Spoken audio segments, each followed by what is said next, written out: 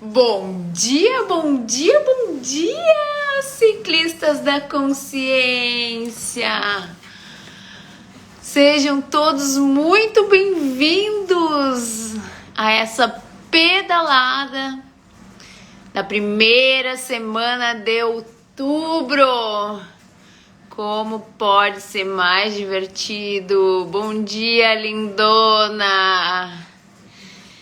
E vamos continuar com a leitura do livro A Coragem de Ser Imperfeito, de Brené Brown. E a gente tá na página 59, para quem está acompanhando. E na página 59 é do capítulo 3, Combatendo e Compreendendo a Vergonha. Hoje eu vou acelerar um pouquinho a leitura, porque senão esse livro só finaliza quando tivermos um novo presidente. Então vamos lá. Quando se trata de entender como nos defendemos da vergonha, recorro à pesquisa do Stone Center da Faculdade de Wellesley, no estado de Massachusetts. Do Stone Center, no estado de Massachusetts.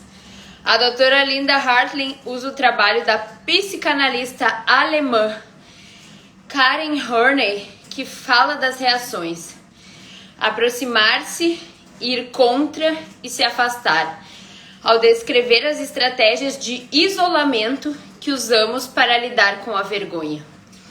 De acordo com a doutora Linda, com o objetivo de lidar com a vergonha, algumas pessoas se afastam, batendo em retirada, se escondendo, silenciando, guardando segredos. Outras se aproximam, desejando acalmar e agradar. E existem aquelas que vão contra, tentando obter poder sobre os demais, sendo agressivas e usando a vergonha para combater a vergonha, como mandar e-mails realmente maldosos. A maioria de nós utiliza todos esses recursos em momentos diferentes, com pessoas diferentes e por razões diferentes. Porém, essas estratégias nos afastam do contato e da empatia, pois são voltadas apenas para nos desligar da dor da vergonha. Então vamos olhar para a nossa trajetória e perceber como a gente age quando sente vergonha. A gente ataca, a gente foge, a gente se esconde. E a melhor forma de a gente poder agir em relação a isso é a gente conhecer as nossas reações. Autoconhecimento é tudo, gente. Passei por uma experiência de vergonha que ilustra todos esses conceitos. Trata-se de um bom exemplo da razão porque é tão importante enfrentar a vergonha, se não quisermos amontoar ainda mais humilhação sobre uma situação já sofrida. Recusar convites para palestras é uma situação muito difícil para mim. Anos e anos de perfeccionismo e de sempre querer agradar as pessoas me deixam muito desconfortável com a ideia de decepcionar alguém. A boa menina em mim detesta desapontar pessoas. Quem nunca, né? Quem nunca? Quem nunca esteve preocupado com não desapontar os outros? Quantas vezes a gente vai a uma festa, a um evento, faz coisas que não gostaria, convive com pessoas com quem não gostaria, por conta de ser a boazinha, manter a imagem de boazinha e não dizer não para os outros.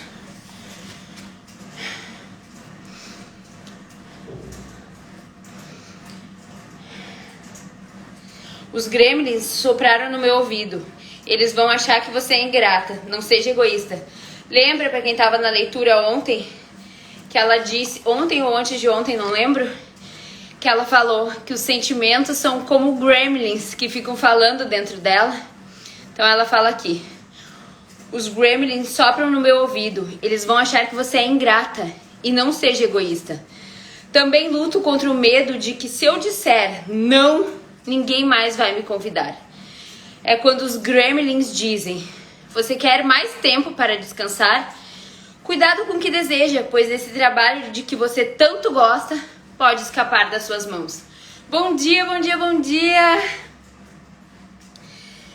Uau!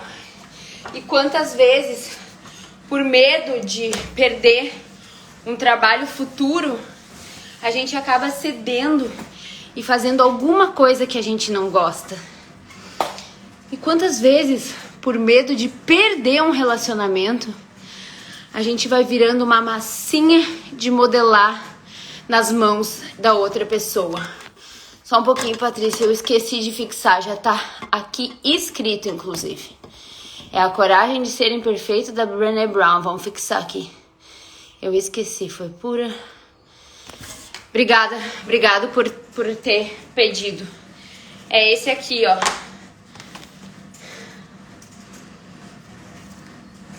Então vamos lá. Meu novo compromisso de impor limites surgiu depois do período que passei estudando as pessoas plenas.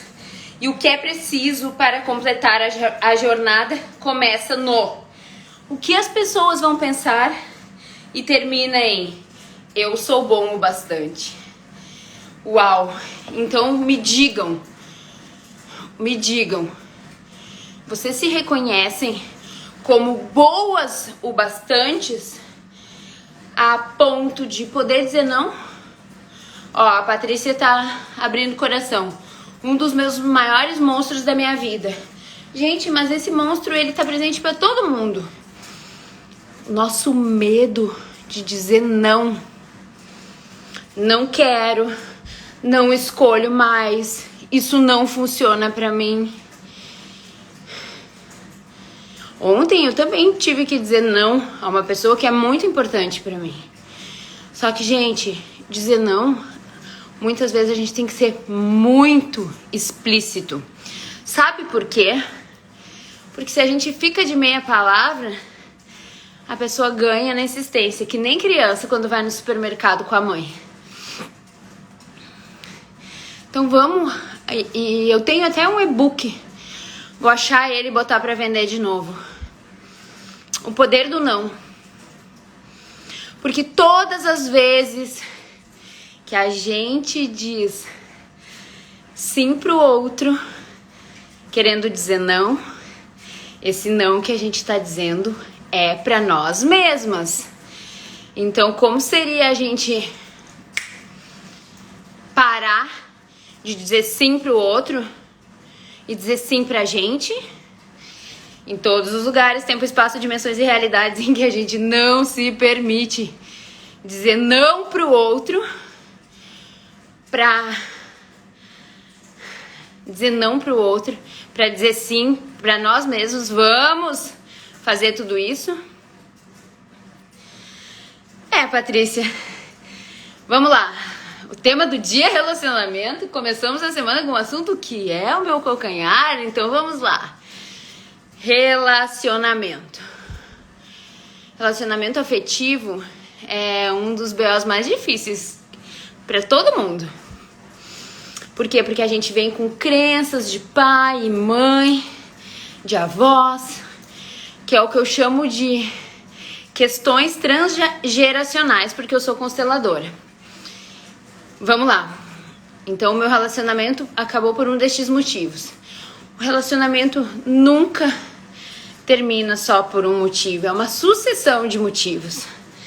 Mas com certeza, quando a gente vai cedendo para outra pessoa, a gente vai se encolhendo e vai se encolhendo e vai ficando pequenininha. Depois, quando tu quer sair da caixa, meu amor, às vezes só terminando o relacionamento. E aqui eu não sou a defensora de que a gente termine o relacionamento. Eu busco conserto nas relações. Mas quando a gente diz muito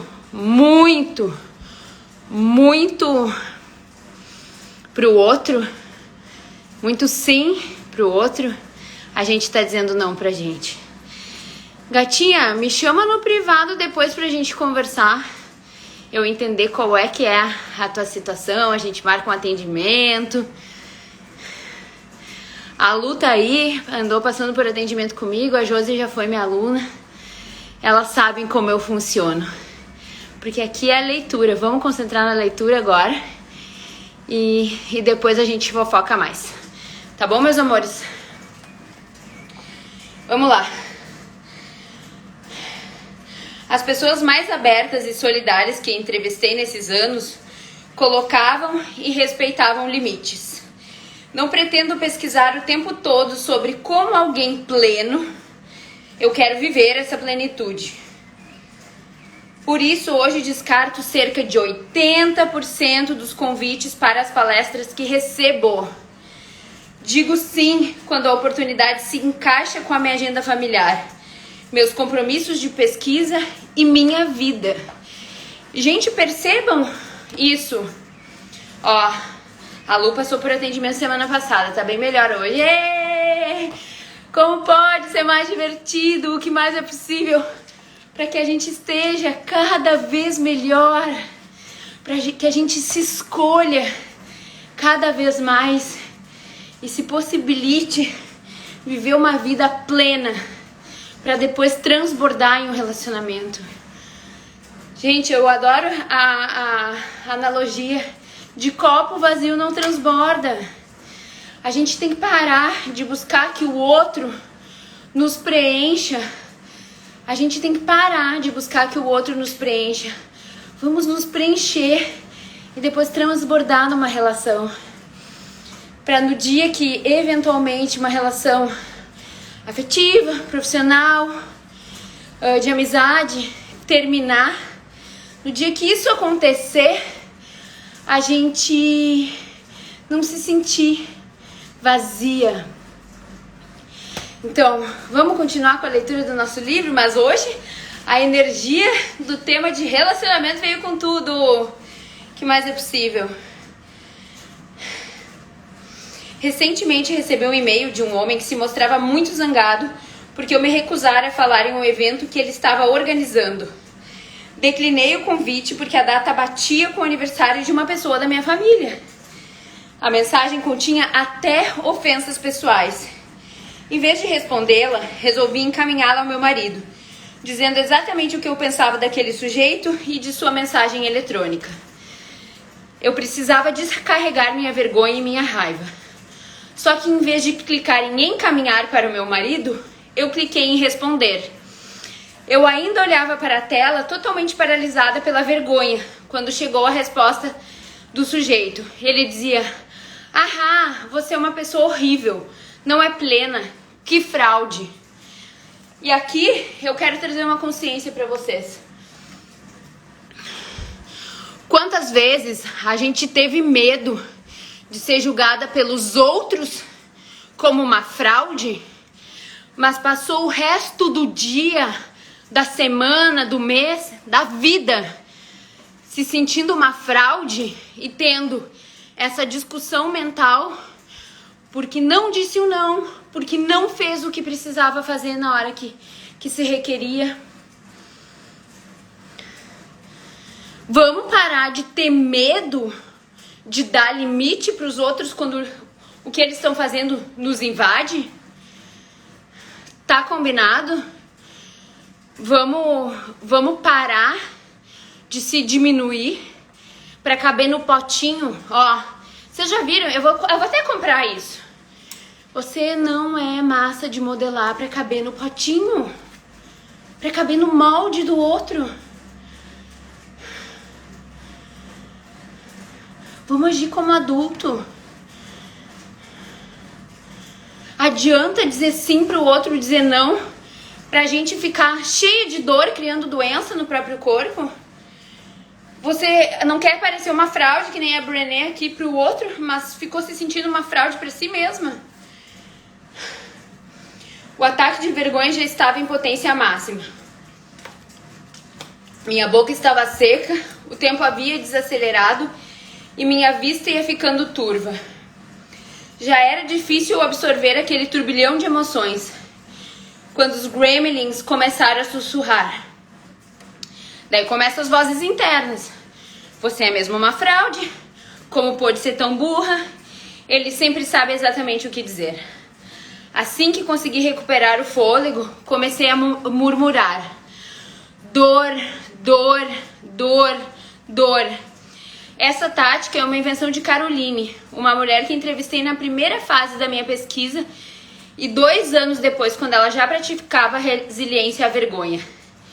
Ela me contou que sempre que se sentia envergonhada, começava a repetir a palavra dor em voz alta.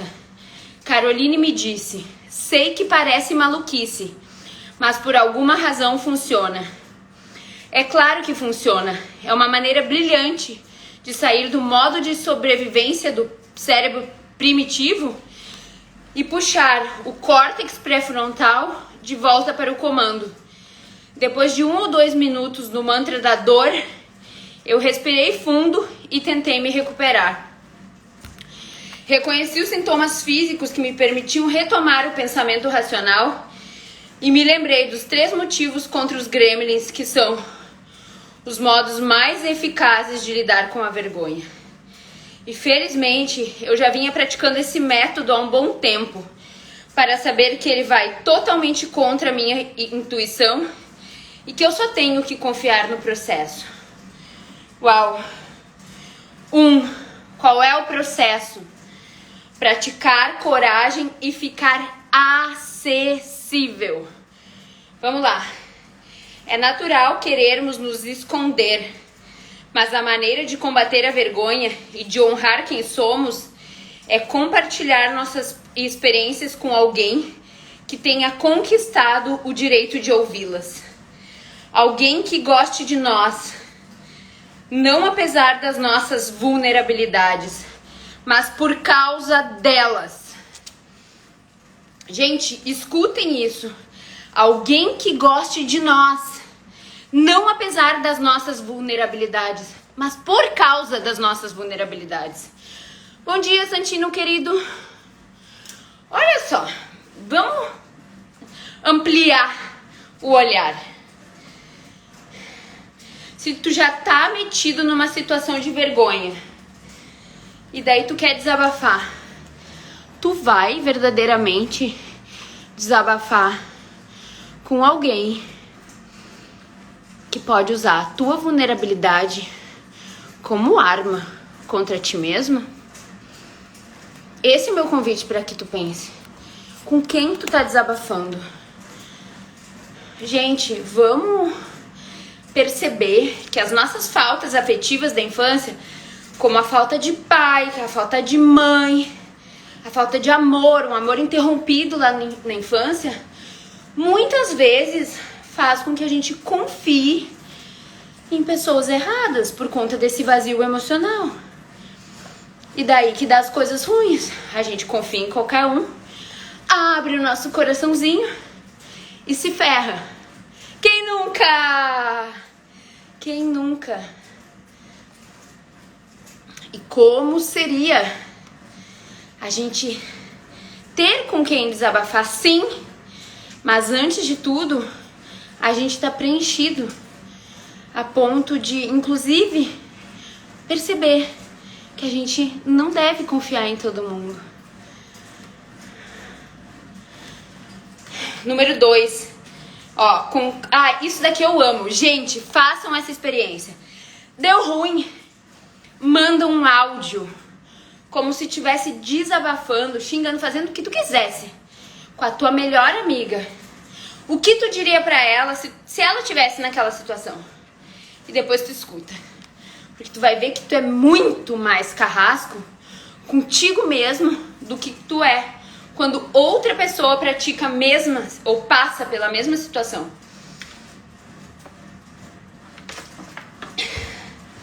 2. Conversar consigo mesmo da maneira que faria com alguém que você amasse e estivesse tentando encorajar no meio de um desastre.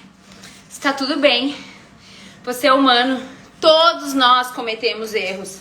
Eu te apoio.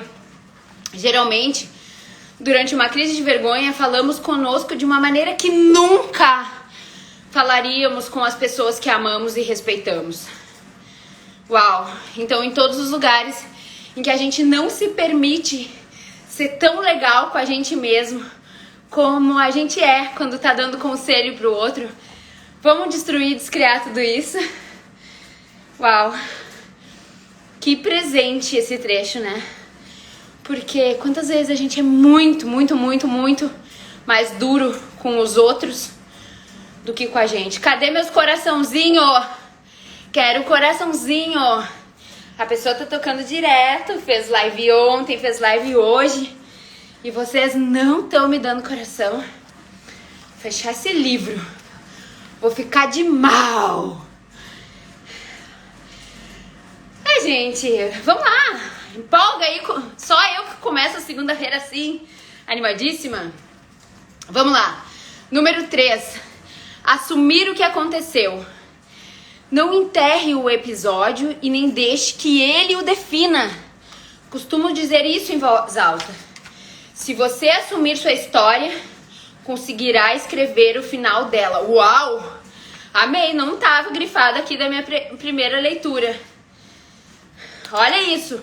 Alguém escreve pra mim aí, pra eu não esquecer, mas deixa eu marcar a página aqui. Olha só. Quando enterramos a história, nos tornamos para sempre uma vítima dela.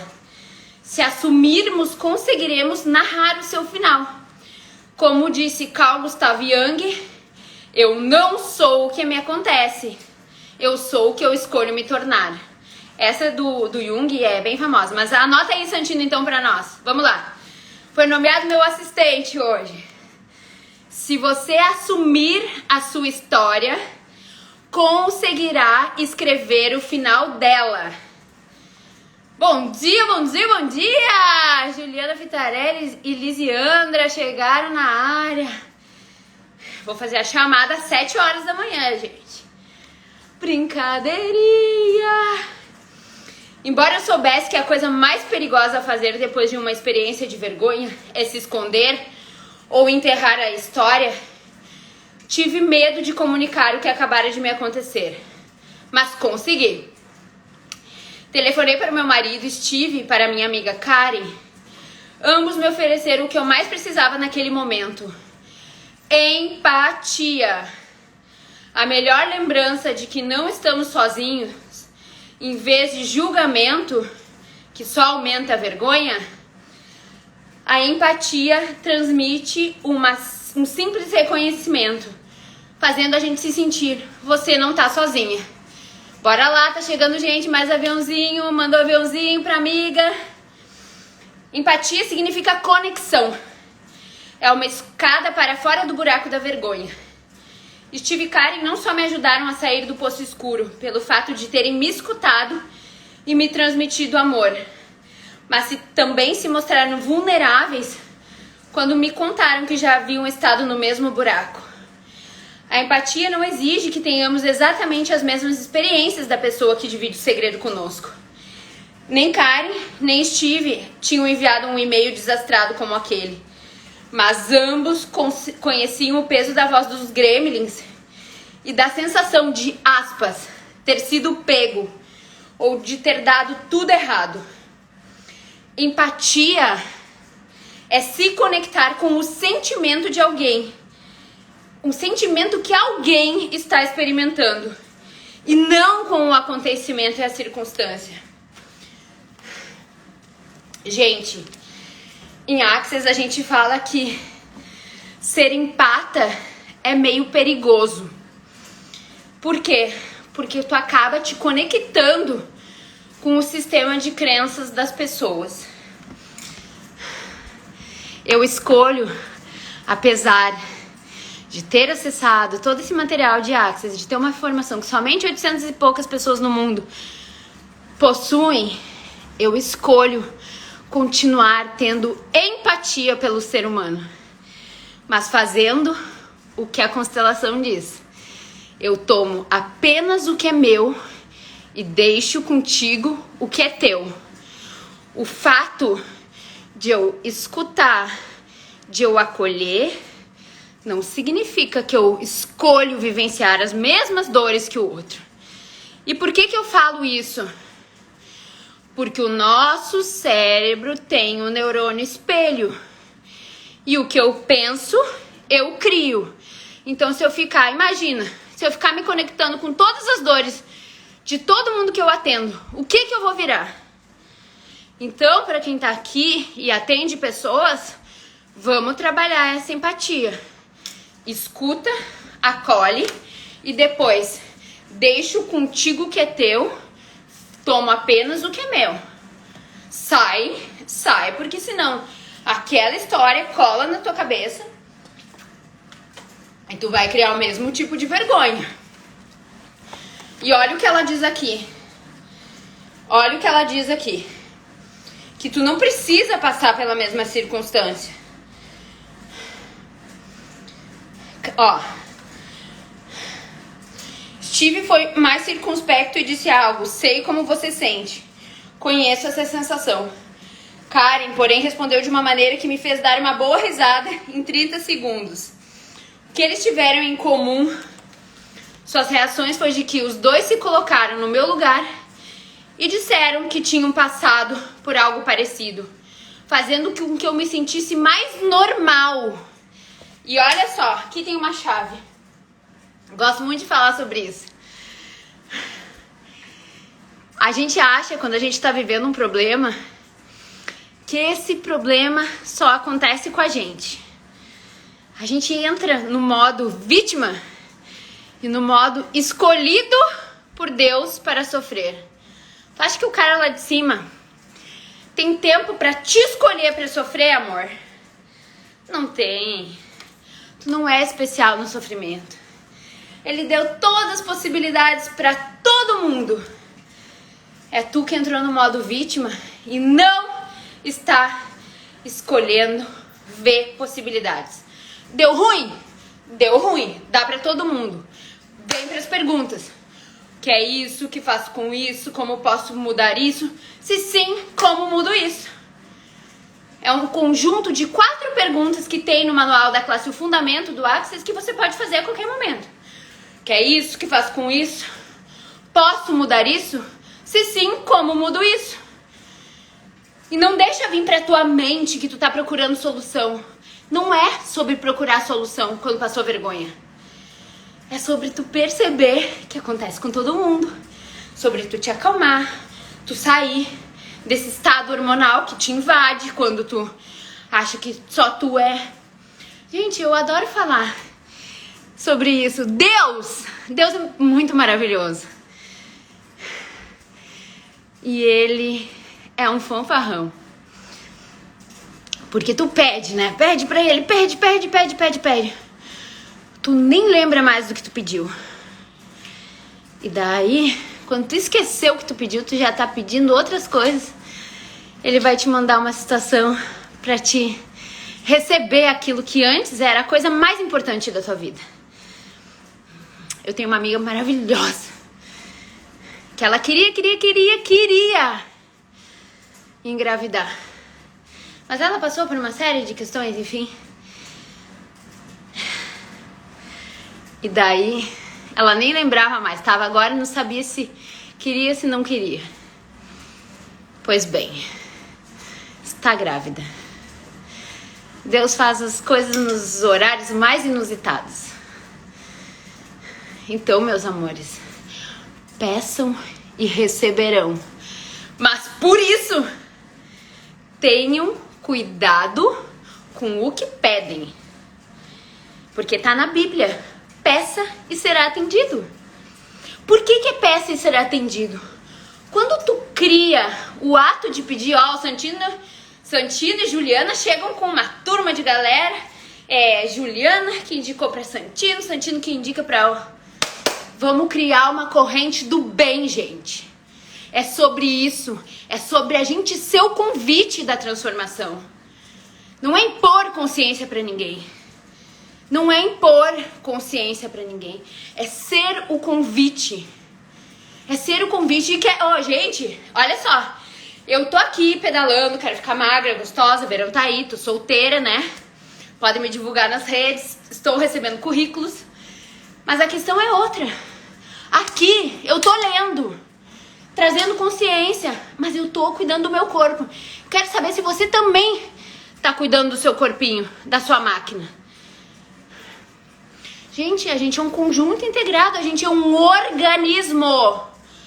É um organismo. Então trata de cuidar de tudo. Mente sã em corpo são. Aqui eu pedalo, trago consciência, desabafo, deixo vocês desabafarem. Vem comigo! Vem comigo, meu clube, galera!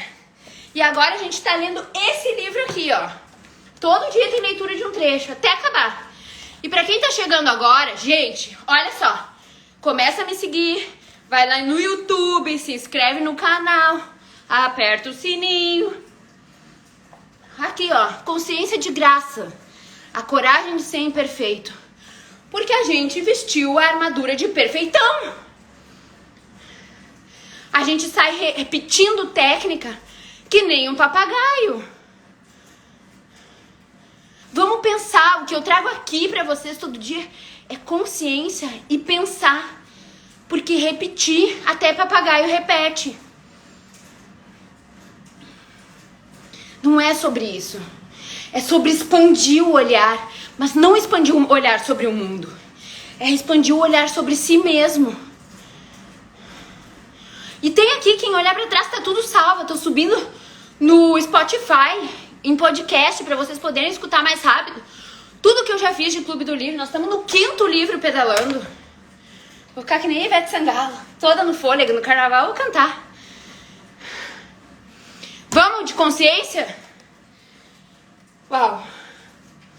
As conversas com Steve e Karen me permitiram superar a vergonha, recuperar a calma e responder ao e-mail. Para quem tá chegando agora, ela mandou um e-mail errado. A partir de um estado em que eu era capaz de ser autêntica e reconhecer o meu valor. Assumi a minha parte de culpa naquela troca raivosa de mensagens e me desculpei pela linguagem inapropriada. Também impus limites claros para futuras comunicações. E nunca mais tive notícias do sujeito. Meus amores, olha só. Percebam essa frase. Impus limites claros para as futuras comunicações. Será que vocês estão sendo claros nas suas comunicações? Será que vocês estão? Percebam, toda vez que tu diz não pra ti, pra dizer sim pro outro, quem é que tá entrando no potinho da massa de modelar? Você. Então sejam claros na comunicação. Clareza na comunicação. Para de meias palavras. Seja brutalmente honesto, não com o outro, porque não é sobre o outro, é sobre nós mesmos.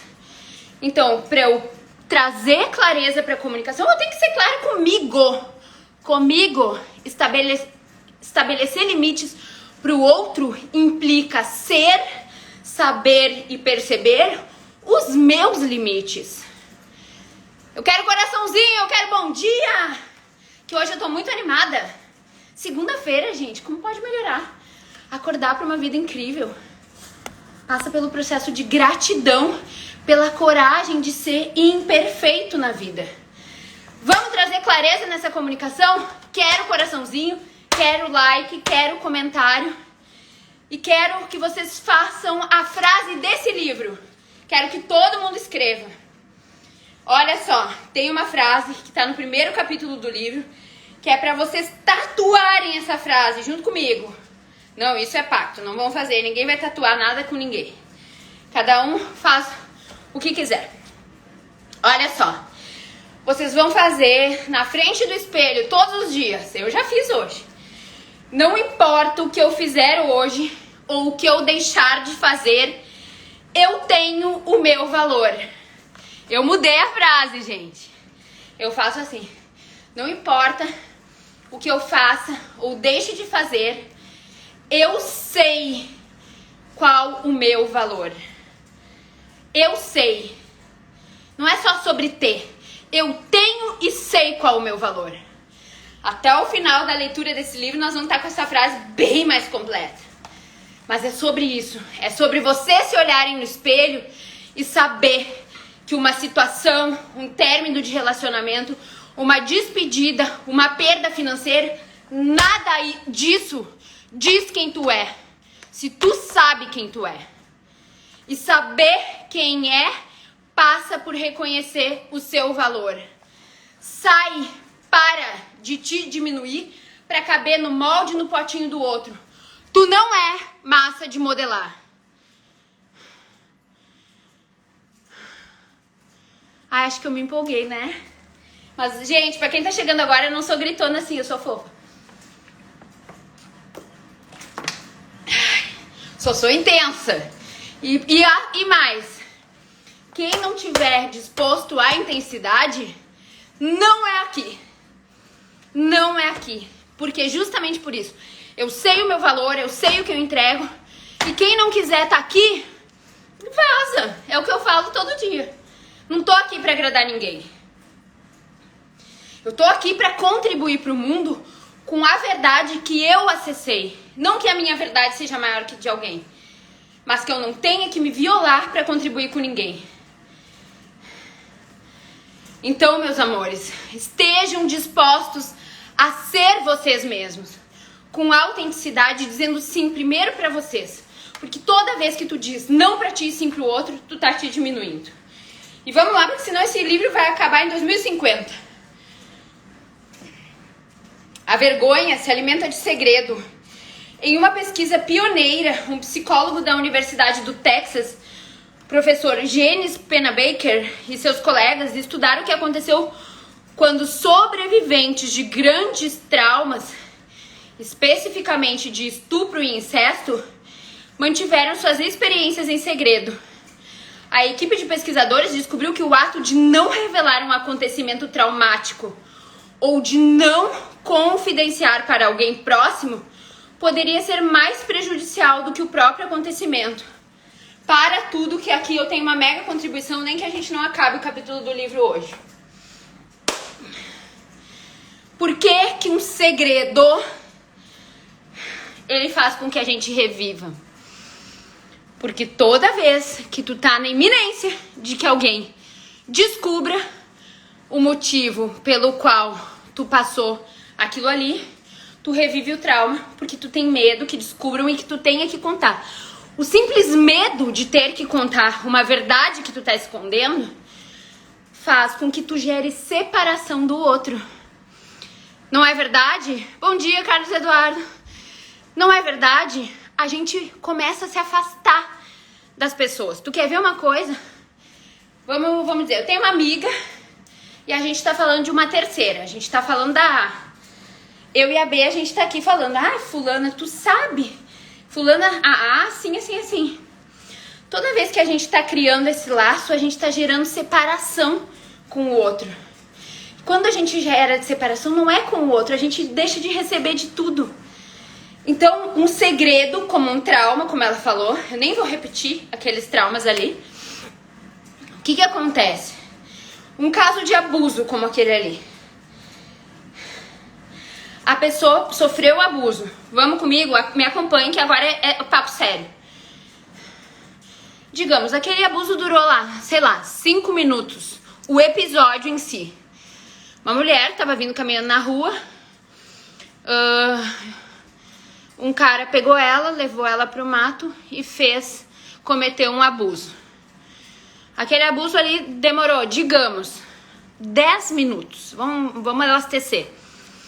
10 minutos. A pessoa, por algum motivo, se sentiu culpada, porque a sociedade imputa isso em nós mulheres, que usar vestido curto legitima alguém a tocar na gente. Eu não vou nem entrar nesse aspecto. Mas ela viveu aquilo por 10 minutos. Mas ela se sentiu culpada, teve vergonha, ao invés de ser vítima, ela se sentiu com vergonha.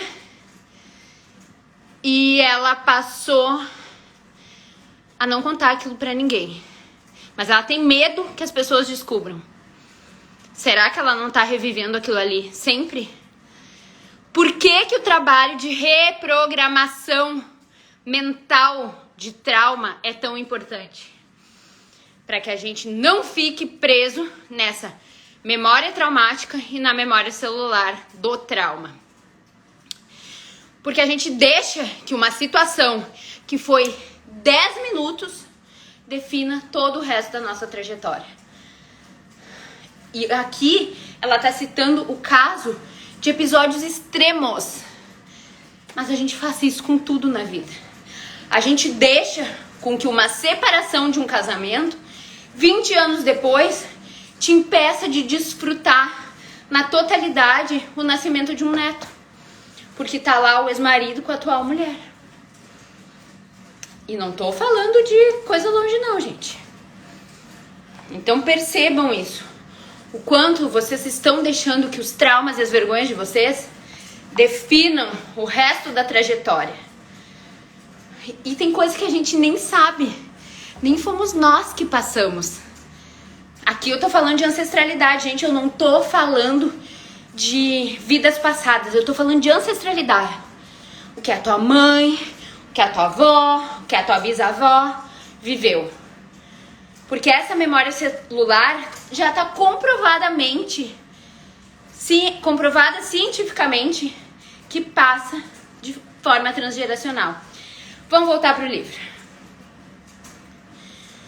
A equipe de pesquisadores descobriu que o ato de não revelar um acontecimento traumático ou de não confidenciar para alguém próximo poderia ser mais prejudicial que o próprio acontecimento.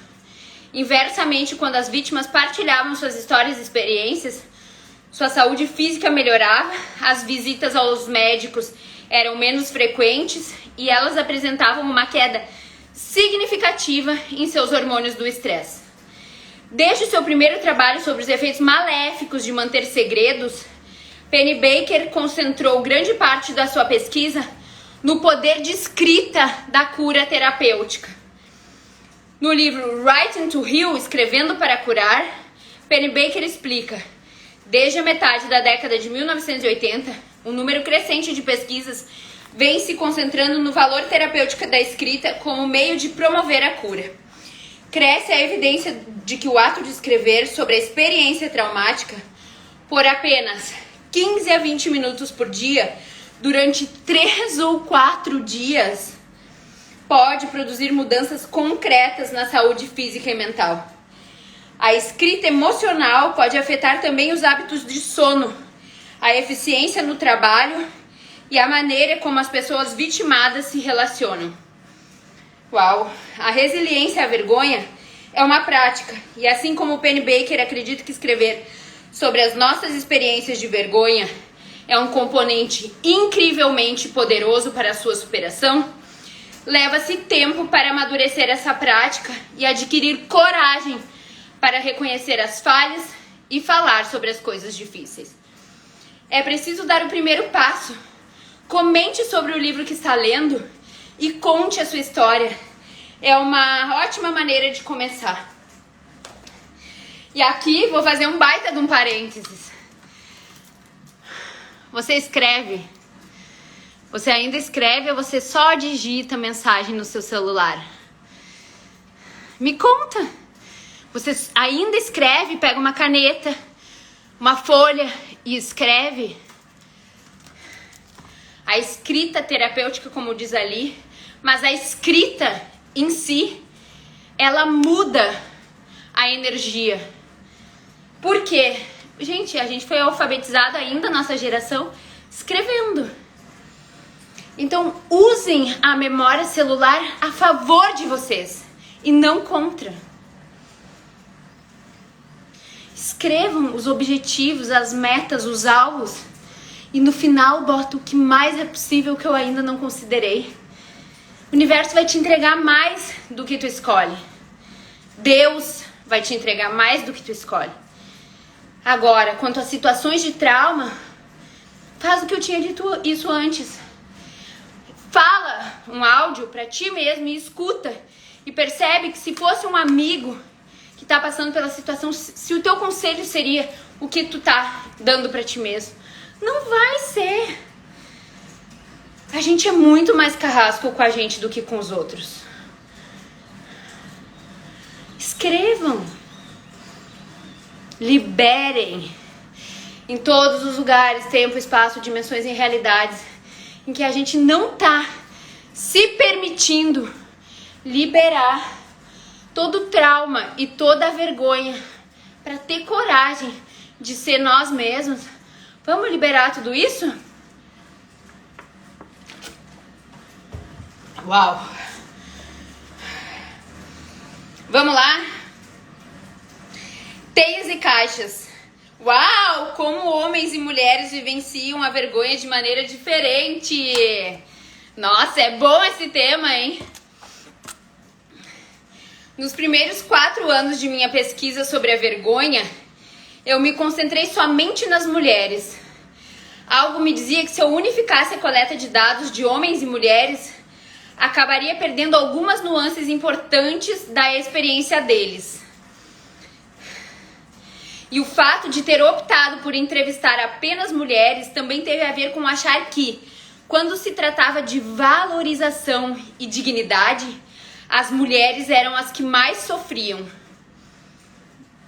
Em algum nível, também percebo que minha resistência a abrir o escopo estava baseada numa intuição de que entrevistar homens seria como mergulhar em um mundo novo e estranho para mim. Como de fato aconteceu, a falar com homens, me deparei com um mundo novo e estranho. Um mundo de sofrimento não expressado. E aqui, sempre que chegam homens para atendimento, para Clube do Livro, eu falo: gente, homem chora sim, tá tudo bem. Vocês podem compartilhar, vocês podem se olhar. Ao contrário do que tenham dito para vocês na infância, que é sinal de fraqueza o homem chorar, eu não vejo como fraqueza. Eu vejo como humanidade. Então, em todos os lugares que disseram que a gente chorar, seja a gente homem ou mulher, era fraqueza, vamos revogar, retratar, renunciar e reprogramar tudo isso para perceber que é apenas um sinal de humanidade. Você pode chorar, você pode rir, você pode ser o que você escolher. Então vamos lá? Tive um vislumbre disso em 2005, no final de uma das minhas palestras. Um homem alto e magro, aparentando 60 anos, seguiu sua mulher até a frente do salão. Conversei com ela por alguns minutos enquanto autografava alguns livros que ela havia comprado. Quando começou a se afastar, seu marido lhe disse: "Me espere lá fora que eu já vou." Ela deixou bem claro que não queria que ele ficasse para conversar comigo, mas o homem não cedeu. Então a mulher se retirou para o fundo do salão e ele se dirigiu a mim na mesa de autógrafos. Ele começou inocentemente dizendo: "Gostei do que você disse sobre a vergonha. É muito interessante." Eu lhe agradeci e esperei. Sabia que viria mais por aí. O homem se inclinou e continuou: "Estou curioso. E quanto aos homens e à vergonha, o que você aprendeu sobre nós?" Fiquei aliviada. A conversa não iria durar muito, porque eu entendia pouco sobre o assunto. Não fiz muitas entrevistas com homens, expliquei. Estudo apenas mulheres. Ele fez que sim com a cabeça e disse: "Entendo, é conveniente." No mesmo instante, senti os cabelos da minha nuca se arrepiarem em atitude defensiva. Forcei um sorriso e perguntei, na voz alterada que costumo usar quando me sinto desconfortável: "Por que é conveniente?" "Quer mesmo saber?" disse ele. "Claro", respondi, preparando-me para a guerra. Olha o quanto a gente já sobe as nossas barreiras quando a gente se sente afrontado. E a autora do livro Sob Coragem que tá falando isso, gente. Não é a Riane aqui. "Claro", respondi. Então os olhos do homem se encheram de lágrimas e disse: "Nós temos vergonha, uma vergonha profunda. Mas quando a reconhecemos e contamos nossa história, não encontramos apoio." Olha só o que eu vou falar. Dani, já vou ler aqui. Gente, quantas vezes eu falo aqui que os homens, eles guardam as coisas porque eles não encontram apoio. Então, como seria se a gente percebesse os nossos parceiros, os nossos amigos, os nossos irmãos, não achassem que eles são super-heróis e que sim, eles possuem vergonha, eles possuem dores, só que diferentemente de nós, que menina chora desde criança, eles têm que esconder. Porque homem não chora, homem não pode ser vulnerável. E daí a gente tem uma geração de homens doentes que engoliram o choro e isso reflete em tantos casamentos desfeitos, em tantos profissionais insatisfeitos com as carreiras, porque para eles foi imposto que se o homem for provedor, não interessa se ele gosta ou não gosta de fazer, tá tudo certo. Não é sobre gostar, é sobre se sustentar. Como seria a gente perceber tudo isso? E a Dani falou aqui, ó. Assim eu tô passando um momento difícil, saindo de uma casa para outra, saímos de um aluguel. Dani, tu tá chegando agora, eu trabalho com escolhas e não com vitimismo, gata. Então, se quiser, depois falar no privado, live, infelizmente não é lugar para as pessoas virem receber essas questões. Eu posso contribuir contigo depois no privado, porque eu não faço exposição de ninguém aqui, tá bom? Aqui é para contribuir com geral. E quem me acompanha, tem um monte de conteúdo, a gente é o responsável pelas suas escolhas. Se você hoje não está criando condições para sustentar a vida que você quer, tem alguma crença que você precisa olhar. Vamos lá? Olha isso, dos homens, tá?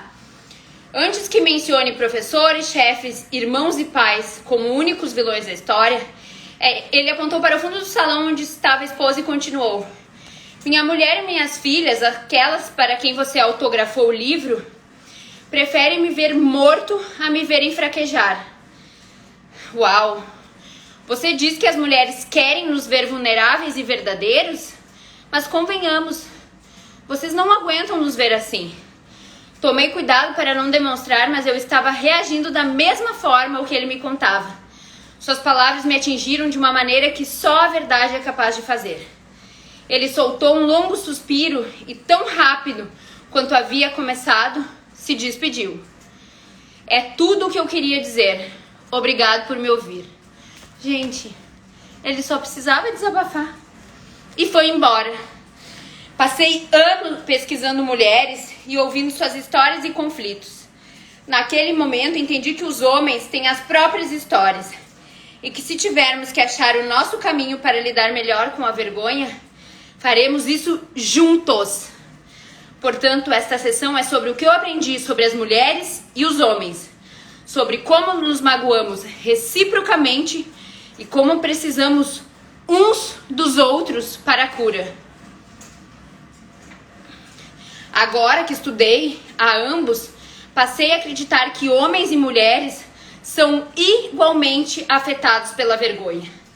As mensagens e expectativas que abastecem esse sentimento são claramente organizadas de acordo com o gênero, mas a experiência da vergonha é universal e profundamente humana. Galera, vamos focar aqui. Homens e mulheres. Quem nunca teve ao seu lado um homem idealizado? Um homem que dá conta de tudo. Quem nunca?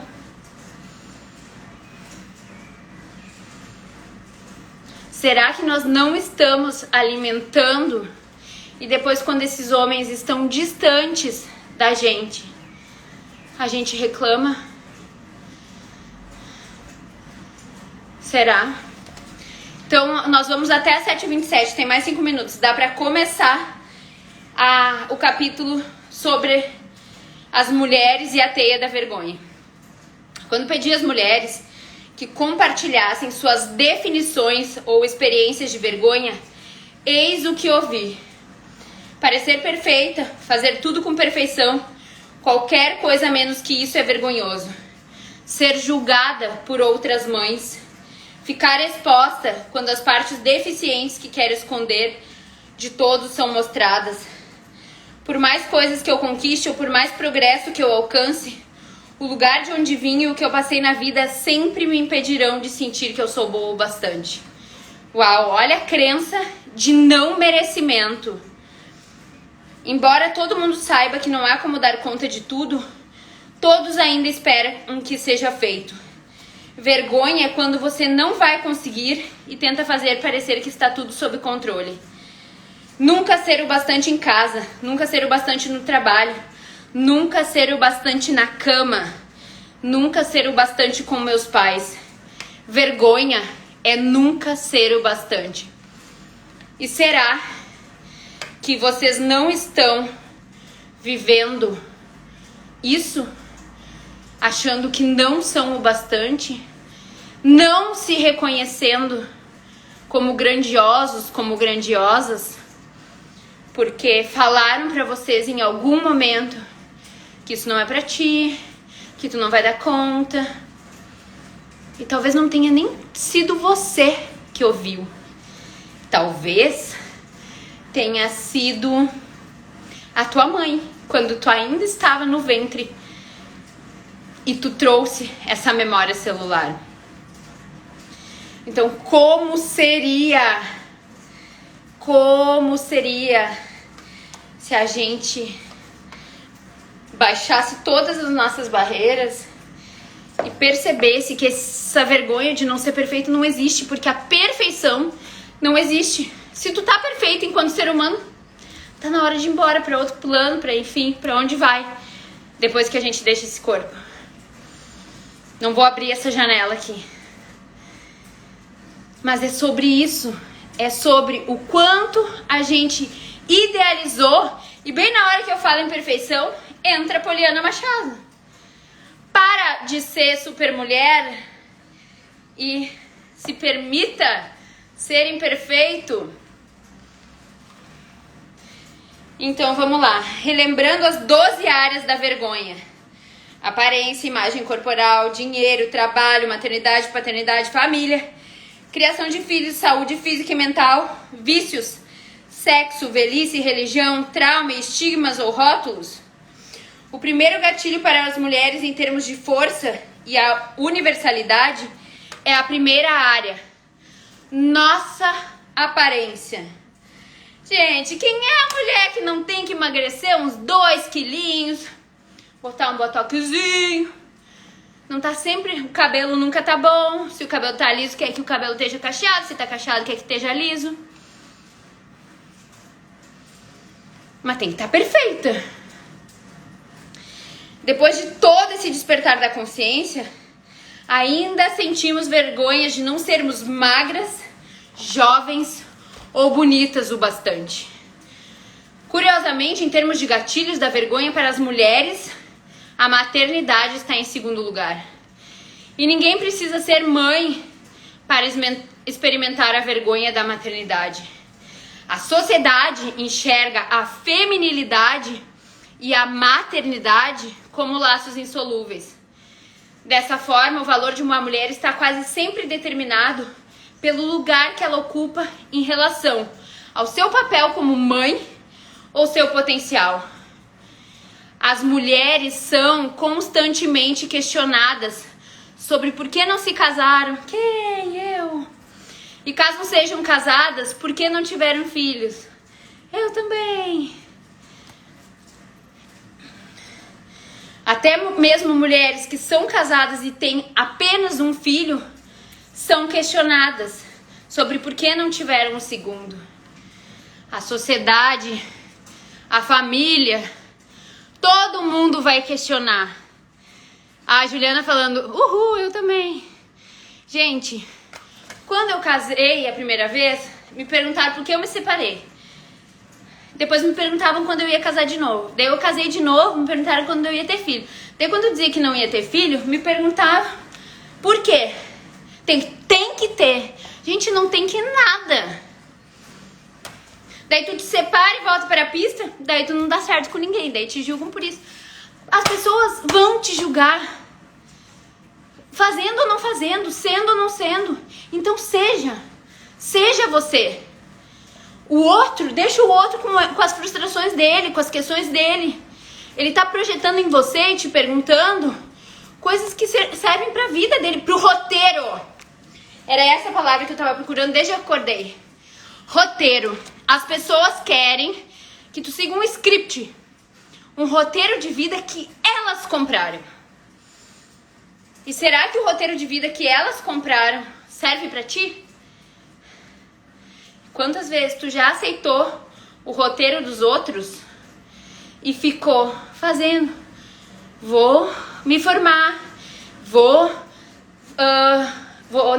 nascer, casar, vou me formar, vou casar, vou ter um filho, vou ter outro filho, meu casamento vai estar uma merda, mas eu vou ficar casada. Porque é isso que as pessoas... Eu não estimulo ninguém a separar, mas eu estimulo as pessoas a serem felizes. E eu vou dizer pra vocês, eu não tive medo de sair do serviço público. Quer dizer, tive medo sim, mas saí do potinho. Saí de 2 casamentos e não tenho medo de casar de novo, gente. Vou casar de novo, em nome de Jesus. Amém, abençoa. Exatamente o que o Santino tá falando. As pessoas vão julgar por qualquer verdade ou projeção que elas têm sobre nós. Então para de viver a verdade do outro e vem viver a tua verdade. Gente, são 7h29, me empolguei. Deixa eu terminar o parágrafo.